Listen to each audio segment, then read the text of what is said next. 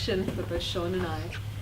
It's a real pleasure to be here, and a real pleasure to be invited to speak and share this plant and how we're working with it.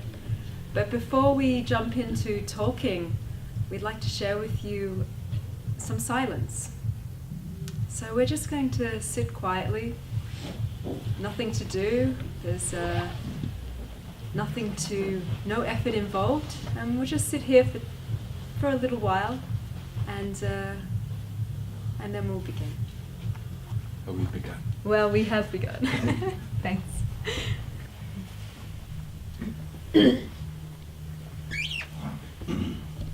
So I've been asked to share an introduction about Sean. And I guess by sharing an introduction about Sean, I'm also sharing an introduction about myself. I'm also sharing an introduction about the wood. So we just shared silence in that moment, and a little taste of nothing to do, nowhere to go, no one to be, no one to please, nothing to prove. We just sit. And so when I met Sean, I also had my first introduction to emptiness. And what happens when you meet somebody, meet emptiness? You start to meet the emptiness inside yourself. And everything comes up when you meet this person, because emptiness is like a vacuum. It's like a black hole. You can't help but stand in front of someone you know and feel all of the projections and ideas about who you're meeting come up to the surface. I didn't know this when I met Sean 5 years ago for my wood session, my wood ceremony. So I met him introduced as a friend through my then partner and his girlfriend at the time. And they'd sat with him 10 years earlier then, when he was serving ayahuasca and emptiness. So I met him as a friend and felt an instant familiarity. I felt, oh, I know this person. And I sat in ceremony, and I had my death and my rebirth, and I felt an incredible lightness of being. And for some time afterwards, I couldn't put my finger on it, but I felt like a weight had been removed from my shoulders. And I couldn't even put my finger on why I had come. I just knew that there were areas that I couldn't quite get to, that I was still looking for this happiness, trying to pin it down in different areas of my life. And dissatisfaction inevitably arises. So I guess I had come because I hadn't really worked out this game of life. So over the years, I guess I had my introduction to the wood. And although I had been told so much about it through my consultation, and I had been given the seeds, I actually can't say that I actually listened all that clearly to what I was being told at that time. And the real juice of it was that in the months afterwards, I got to directly experience what had been told to me. So the interesting thing was, for some months afterwards, I had a noticeable difference. I was sleeping better. My mind wasn't as cluttered. I was more focused. The issues that had been plaguing me weren't so apparent. But then it started to come back up again. So inevitably I reached out and I sent some emails to Sean and explained, oh, I'm having some questions come up. How do I deal with this? thinking, this is great. I have this shaman I'm going to contact, and hopefully I'll get some really great guidance and answers. And 6 weeks would go past and I would get no response. During which that time, my question would have dissolved. The answer that I thought I had for myself became obsolete, and actually life just continued and deepened along its journey. So I guess I had my first direct and unexpected encounter with self-inquiry. And it was just by having the context of the space to inquire that I began to discover the baselessness of my doubts and fears and problems. But I needed the space in my life for these things to rise up and be inquired into and then dissolve away. And it went on like this for months and months after the wood, until it turned every single stone over in my mental process, in my emotional process, until I got to the really sticky points in life. And by that stage I thought, okay, it's time.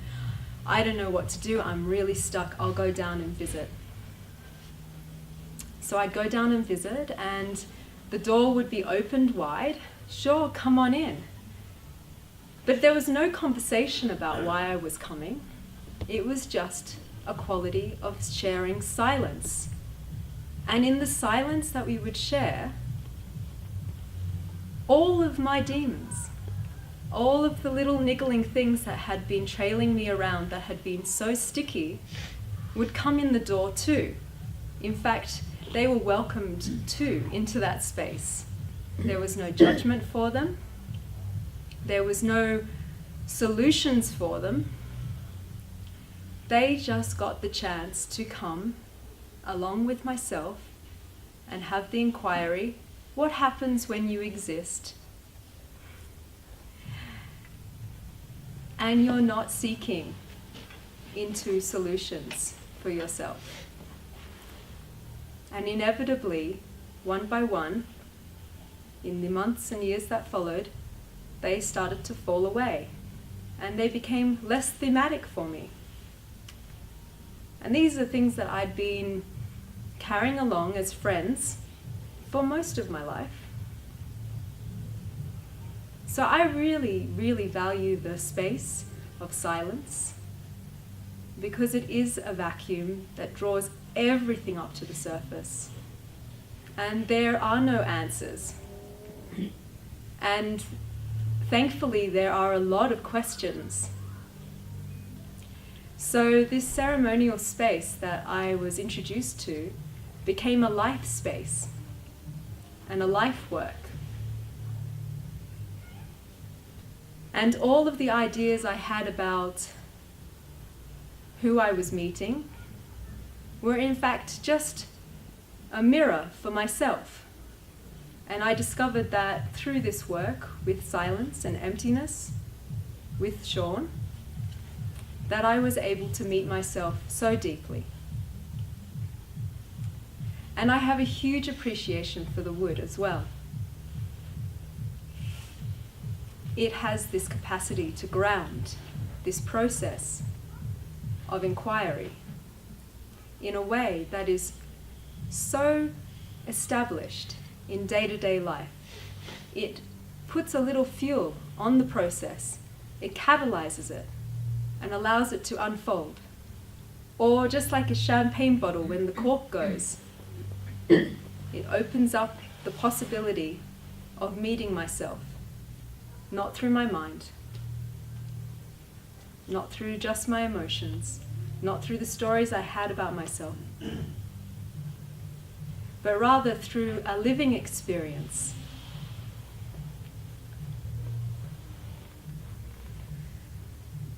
So the silence really is a beautiful teacher.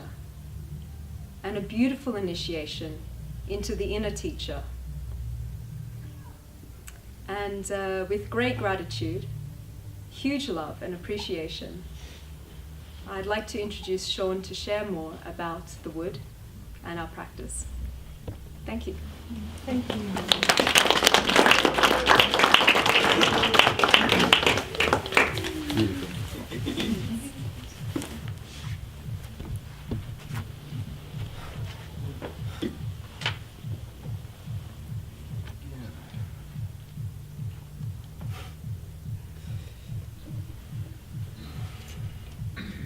Yes, I've been living with emptiness for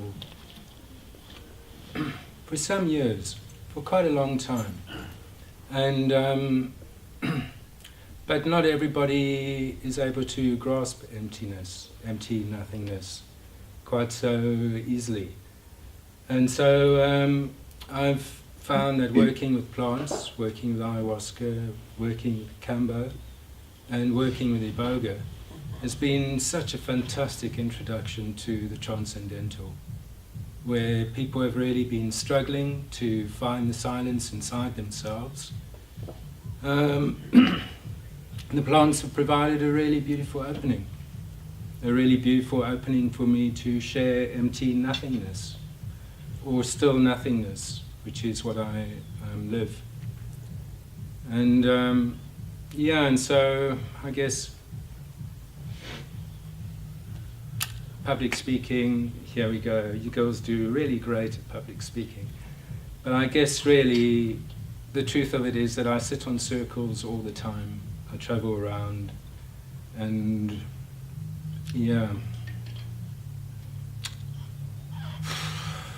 what to say?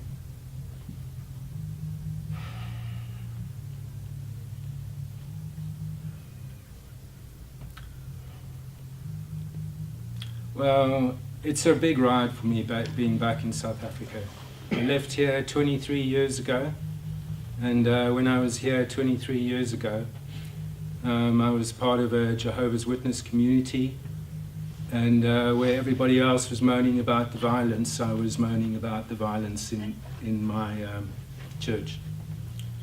So I got really indoctrinated into a system which simply wasn't true. And at some point in my life, I discovered that I'd been basing my existence on a belief system that wasn't true. And so in my 20s, I really searched for myself through different substances, and didn't get very far. But during that time, I met a plant spirit called DMT, which I smoked, and then I had this experience of leaving my physical body and going into another dimension, and realizing, oh, of course, I've been basing my existence on this fucking story, and none of it's true. And so I started to search for myself, and I knew that the only way I could find myself was through direct experience. So I looked to see, who realizes spiritual truth through direct experience. And so that's a shamanic way. So then I started to look into shamanism, but I felt a real propensity towards plant spirits. So I went to ayahuasca first. In my early 30s I discovered ayahuasca, and I really wanted to find a way of the safest way to be able to work with the right teacher.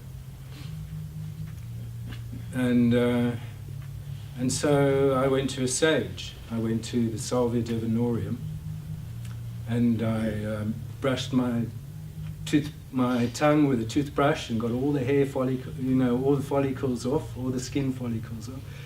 And then you have this extract, you pop it in your mouth, and then you have this experience where you think, something's happening. And then I smoked the stuff, and something definitely did happen, and I decided that I wasn't going to ever do this again. It was embarrassing because I did it in a sitting. I was sitting in the living room, and And the next thing I knew, we had a sitter there, and she was trying to hold me down, and I was up on my feet, out of the door, up the stairs, growling into the neighbour's letterbox, and then down the street, running down the street with my shirt off on a Friday night, to the sound of my friends laughing. And I was like, oh, fuck, I'm not going to do that again. It was a bit of an ordeal. But then when I went home that night, I had a dream. And in the dream, I was in the jungle, and these men took me through to a clearing. And in this clearing was this huge black man. And he said, oh, Sean, you know, when you do your ceremony, make sure that you do it in a ritual, in a ceremonial context. So I went online the next day, had a look online, I found the UDV, which is like a native tradition of working with ayahuasca, and the Santa Daime. And so then I traced somebody down in the Santa Daime, went and did a couple of works in England, which is where I was based at that time. And I had a really amazing time. But then when I went to the altar afterwards, there on the altar was a photo of this big dude who'd come to me in my dream. And in the Santa Daime, we know him as Mestre Irineu. And he passed into spirit in 71, big giant of a man. So I think he was, you know, a really distinct ancestor for me. So I knew I was on the right kind of path. And so I worked with the Santa Daime for many years, and the Daime is really good for teaching you how to hold space. You know, if you're really present and you're resting in your emptiness, that you can be completely present for the whole space, for everything that's happening in the space. If something falls, you're there to catch it. And at the same time, you're being completely present for all these visible beings and all these invisible beings who we're surrounded with. And yeah, so then when I was in the Santa Daime and doing my work, I had a teacher there who was also my friend, and he came back from France one day and said, oh, you know, I've gone and done this journey with this plant spirit, and whilst I was in it, the plant spirit said to me, oh, you have to go and tell Sean that I'm waiting here for him. I was like, what? You're serious? I don't even know this plant. What are you talking about? It's told you that it's waiting for me. And okay, you know, when's the next work? And he was like, oh, it's going to be at the end of the month. And it was on the last day of my cleanse. I was doing like a 3-month cleanse. I was like, oh, perfect. Now I'll go and do it. And I went over to France, and in France nobody spoke any English, and I didn't speak any French. But I was just here to meet the plant spirit. And it was really beautiful because I couldn't get involved with any conversation with anybody else about any concepts or conversation. Nobody could tell me anything. It was just go in and have the experience with the plant. And so then I went in and I met the plant, and it was like meeting an old friend. An old friend who I hadn't seen in a long time, like putting on a really comfortable coat. And it was so happy to see me. And it said, oh, you know, it's amazing the work you're doing. You're like a tree, you know, you've got a really clear channel into the, reaching up into the heavens. And you're got a really good connection to the astral, but you've got no connection to the earth. Totally open this side, not connected down here.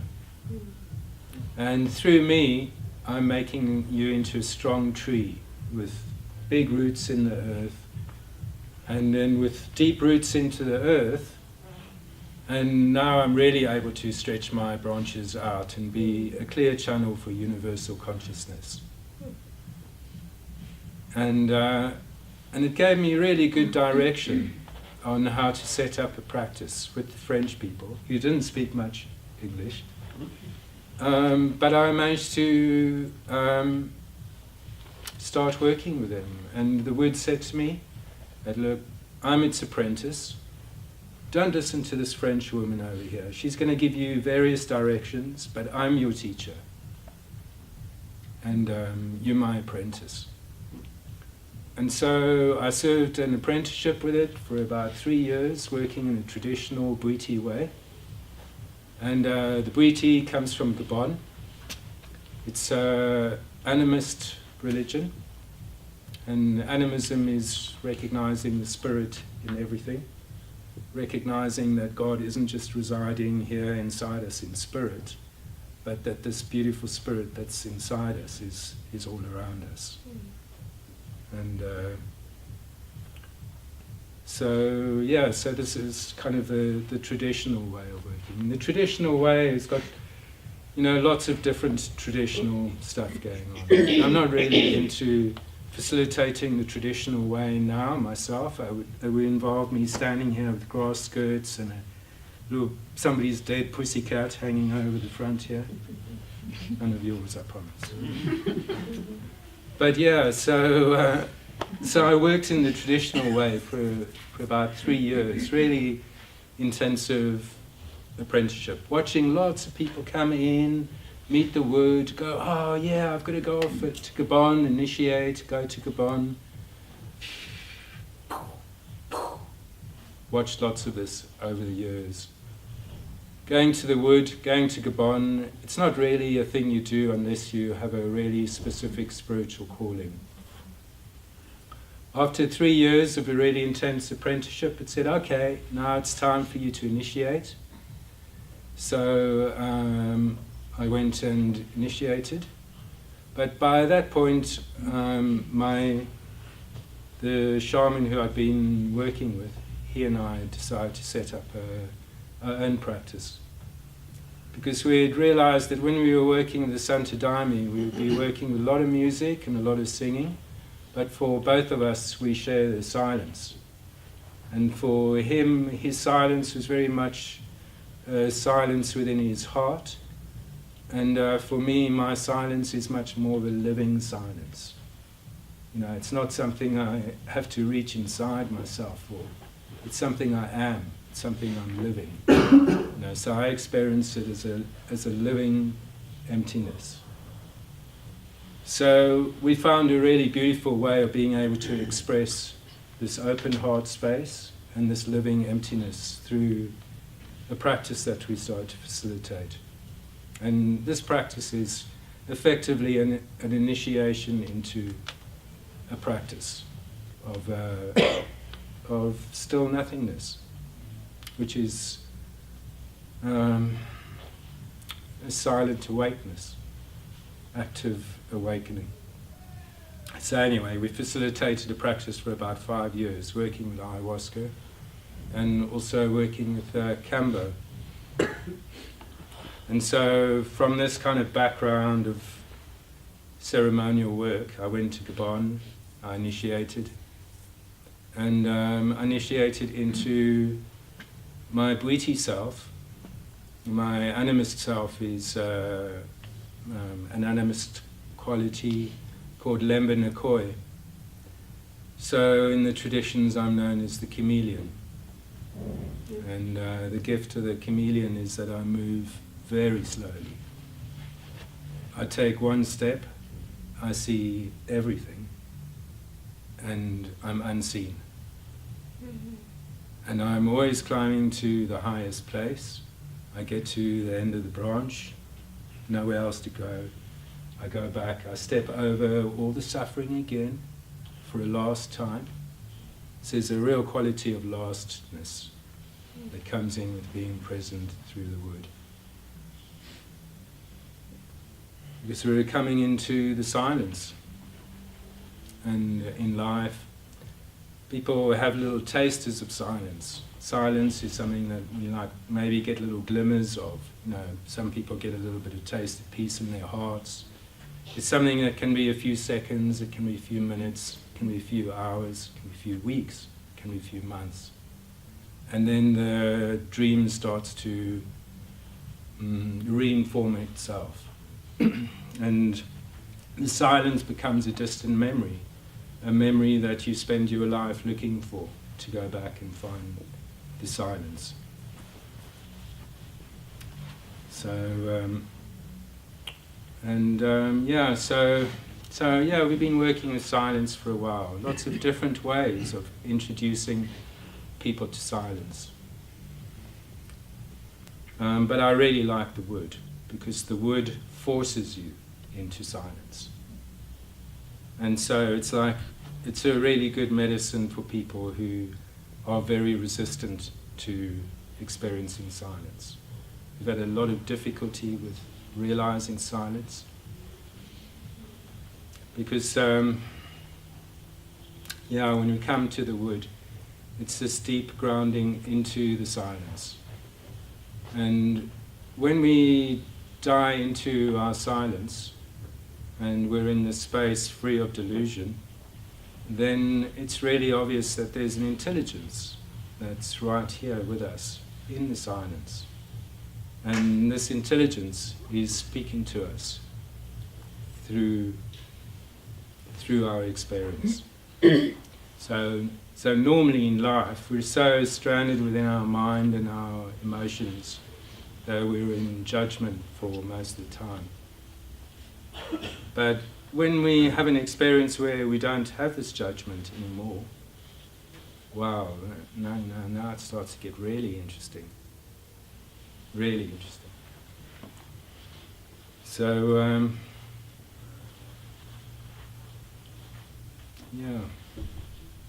I've come back from Gabon, come back to this traditional setup, and actually it became really clear that the traditional setup wasn't where it's at. And the people I was working with came unstuck because the woman got into a messianic complex. She started to drink ayahuasca, and while she was in the ayahuasca, some spirit came to her and told her that she was the reincarnation of the Virgin Mary, and that her little circle of people were the 12 apostles. And so, and she said, on a certain date I'm going to become enlightened, and when I become enlightened, then the rest of you are all going to follow through.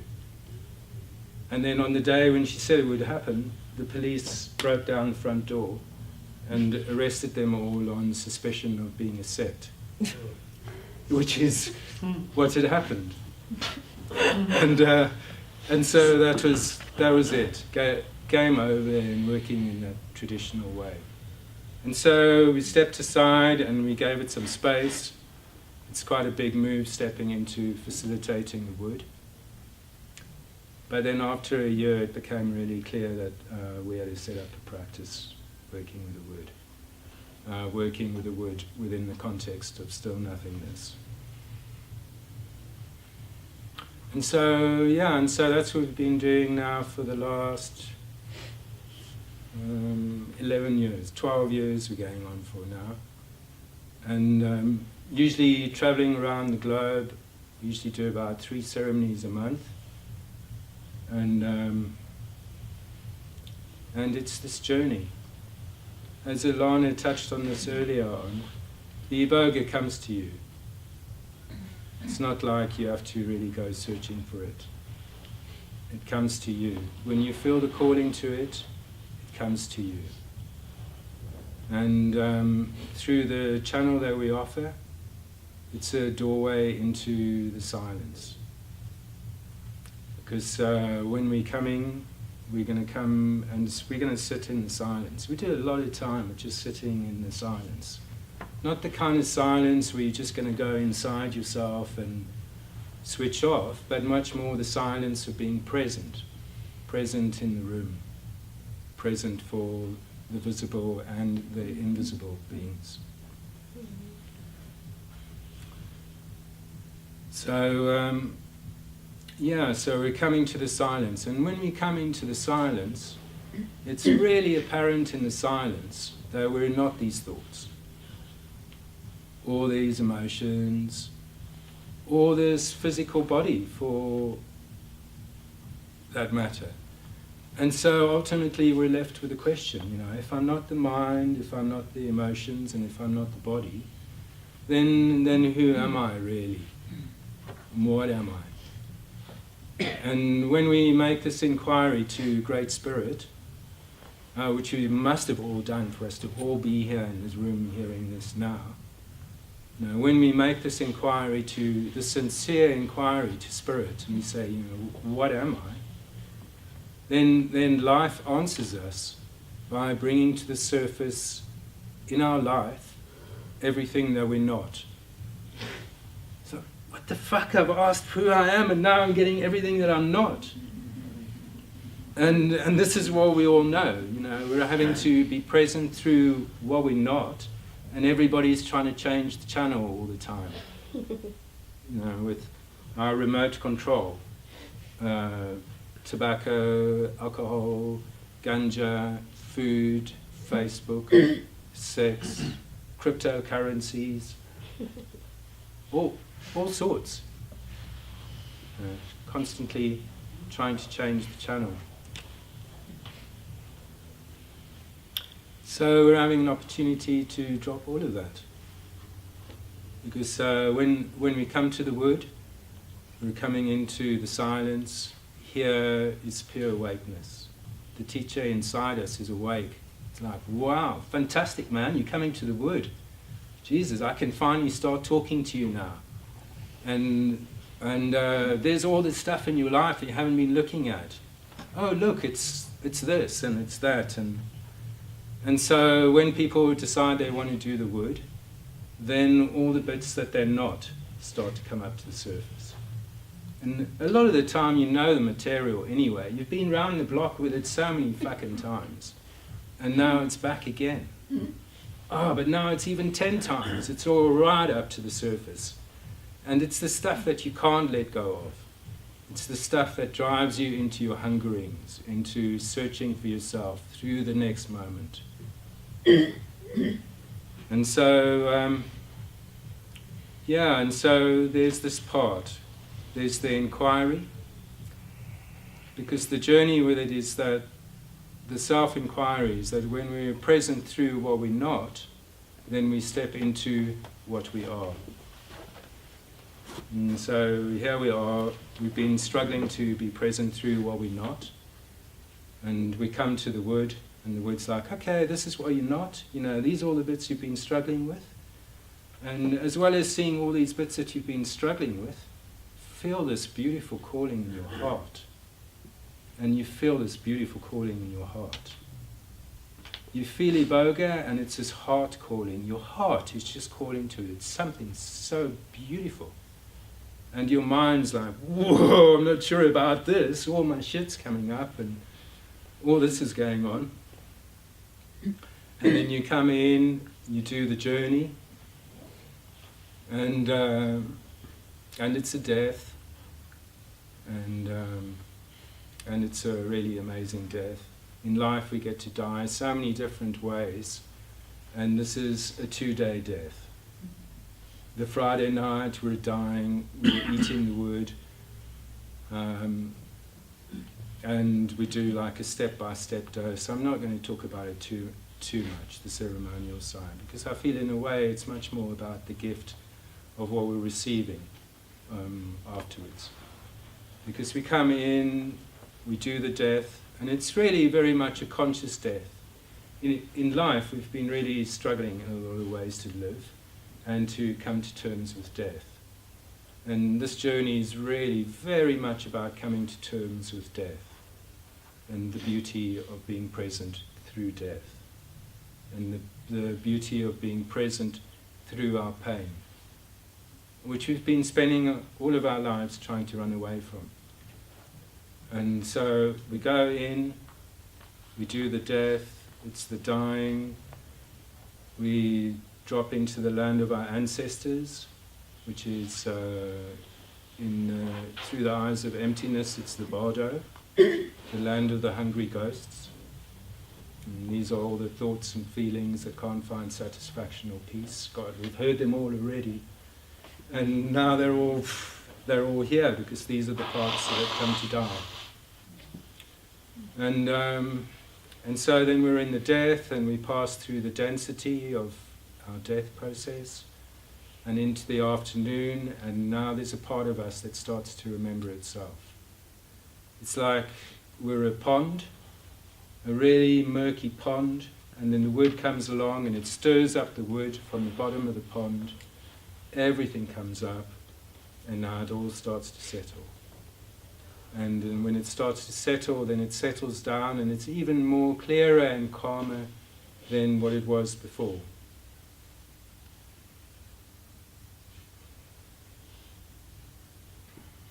And then we kind of wake up on the Sunday morning, and now we find that our experience has changed. Because when we come to the wood, in the beginning, it really winds up that part of us that's hungry, that's searching for itself, that's running from the past into the future, that's living our karma over and over. And so it really shows us this part beforehand. And then we come in, we do the work, and then when you wake up on the Sunday, now you find yourself in a place where you're resting in the moment. And this is different. You're not waiting for the next moment. You kind of sit down, and now it's able to just rest. Rest here in the moment. You're not running from the past into the future. There's not an impatience for the next moment. There's just this moment. So, so we step into it, and this moment is our Dharma. The transcendental is present here now. We've handed ourselves to God, and we've said, oh, look, I'm a clear channel. Do what you need to do. I'm all yours. And we step into this experience. And prior to the wood, we're having the experience where we believe that we're living life, that we're somehow having to be involved with this great experience. And then after the wood, we discover that in actual fact, this great experience is us. And we're not having to live it, it's living us. And so now it becomes a little bit more about the applications of awakening. So now preparation beforehand is like speaking about the possibilities of it, and these are the seeds for our consciousness. And then we step into it, and we don't really know why we're coming. We feel the heart. We really feel in our heart the calling. And then we step into it, and now the journey begins.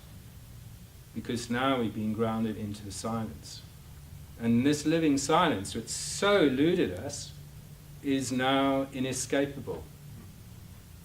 Because now the teacher inside us is awake, completely present inside us, awake. Our inner eye is open, and it's never going to close again. Completely opened up our inner eye.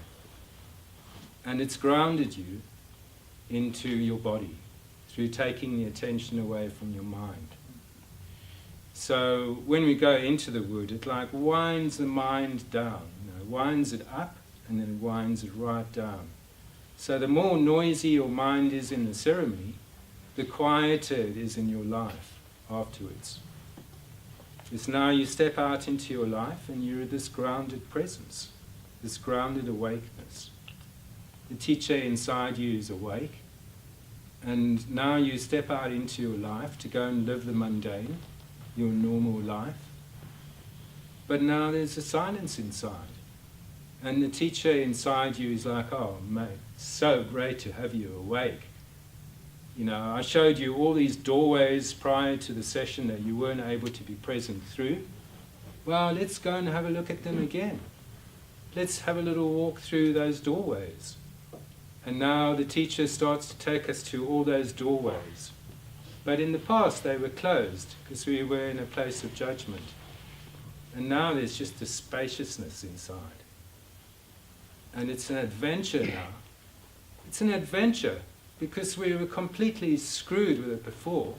And now we're having this opportunity to walk through, to step through our pain and to be present through it. And explore the adventure of what happens when we're present through our pain.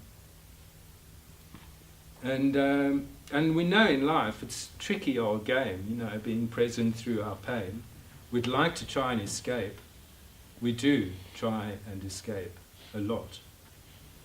And so when we do try and escape, in a really short period of time, we realize that the teacher inside us, it's got to be a Zen teacher.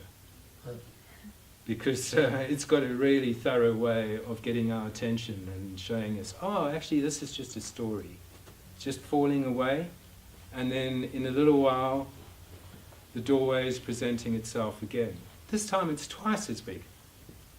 And the teacher's inside you is going, oh, look, mate, you missed it last time. I've made it even bigger for you now. And so this is the nature of this plant spirit.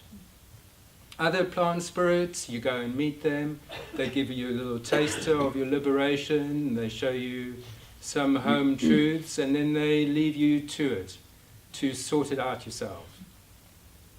And if you don't resolve it, well, you know, that's fine. Better luck next time. You know, maybe it'll give you a bit of a hard time the next time you go back again. But the wood does not allow you that liberty, does not allow you that space. Because when you come and do the wood in the silence, you're really acknowledging the fact that you've signed your name on the dotted line to wake up now. You don't want to wake up in some other life. You want it now. I want to wake up now.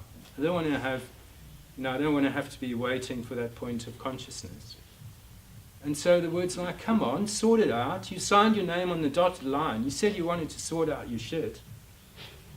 Well, here it is. And I'm giving you the grounding to be present through your shit. Wow, this is amazing. But then it's a little bit tricky because we can also give away our grounding. Because the grounding is a superb gift into the silence. So we do it as a 33-day long ceremony. We say, look, you come in, you do the 3 days, and then the 30 days afterwards, wow, that's when you see what you've done. That's when the work happens. Because you come in, you have your journey, you have your reset, and it's like having your head removed.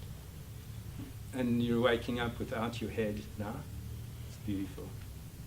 Headless life. So now it's like this silence is amazing. But people are really attached to their remote control. And so they go into their life, they go into the 30 days, and let's say after 2 weeks of living empty spaciousness, you decide to pick up a cigarette and smoke a fag. Fuck. Wow, this is just like the first time, man. I just remember, this is just like my first fag, or my first joint, or my first drink, or whatever it is. And the thing is, it's your first one. You've gone and given yourself a reset, and now you've had a reset into your innocence, into the place where you were before the mind came in. And you're like a newborn baby, like a fetus. Well, newborn baby, not a fetus anymore, but you're a newborn baby, and you're not going to be giving your baby fags and pouring coffee down its throat just after its birth. But it's a beautiful experiment, this life of inquiry, because I make these recommendations, and then you have the experience, and then you go out and explore for yourself where you give away your magic. Whether you talk it away, whether you drink it away, whether you smoke it away, whatever you do with it, you have to kind of go out and discover for yourself what happens when you give away the magic. What happens when you give away your grounding and your inner eye is open, your inner teacher is awake and present and won't go away and keeps reminding you that you need to look at this issue over here that you're not looking at. And then you've gone and given away your grounding, because now all these thought forms have come back in with the tobacco. So it's this little dance. And so when people come in and do the journey with us, it's a journey that you do over a period of years. I really like grounded awakening. It's something not too rush. Take it easy, take it slow, take it real. So, because this journey begins. So we've been grounded, and then when we get to be present through the doorways, all this other silence starts to come in. And it was really full of all the noise before, but now the woods and our teacher is taking us through the doorways, and we're realizing silence in all these places where we haven't realized silence before. And so it's a really interesting experience, because when we go to meditation workshops and this kind of thing, we really get to sit in the silence, and then we go out into our lives, and that was then, and then this is now. Oh, now I'm dealing with domesticity, I don't have the silence now, I've got to sit down and have that. But actually this is the other way around. This is the silence that starts to take over. It's like a pervading silence. The silence, the inescapable silence. So I like that. I feel it's got a really good point going for it. You can go hunting for your silence, or your silence comes hunting for you. And in this case, silence has come hunting for you. Certainly found me. So so that's kind of the wood. And we're also here with this really amazing frog as well. So as we facilitate this beautiful work with the wood, we also facilitate a really beautiful journey with the frog. And so where the frog is this, at least where the wood is just so immense, such an immense grounding into the silence, the frog, the kambo, is also such a beautiful grounding into the silence, but through physicality, through dealing with our issues around our bodies. So so the offering that we're providing when we were here in South Africa is we're working with the kambo and the wood, and really the things that are common, we have the same practice that comes in with all of them, whether we do the frog, whether we do the ayahuasca, whether we do the wood. The practice is the same. And and it's just very much this practice of living awakeness. Because when we come into the wood's really a journey into the silence. And when we're resting in our silence, we're realizing that we're actually dead. And that this pure silence is death. And we've been spending all this time running away from death, fearing our death. And when we're resting in our emptiness, we're realizing we actually are this beautiful death. This beautiful death, living life as love.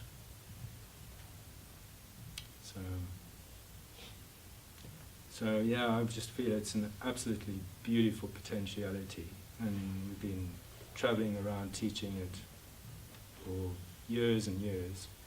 And now life is directing us to come back to South Africa and stop spending the full time on the road, and create a mystery school down in Cape Town.